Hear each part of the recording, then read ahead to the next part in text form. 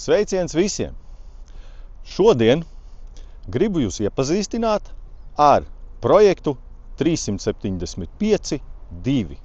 Un tad kāpēc šis projekts un ko ar to mēs gribējām pastāstīt?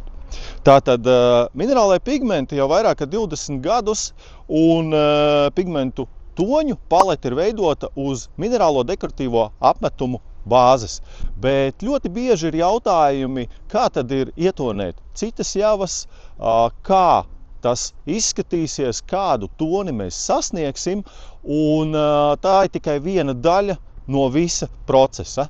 Ar šo projektu mēs gribējām parādīt, kas ir jāņem vērā plānojot, izpildot un sagaidot rezultātu, teiksim tā, kas tad vispār ir šī tonēšana ar minerālajiem pigmentiem. Un starp citu, arī šis betona elements ir tonēts ar minerālajiem pigmentiem.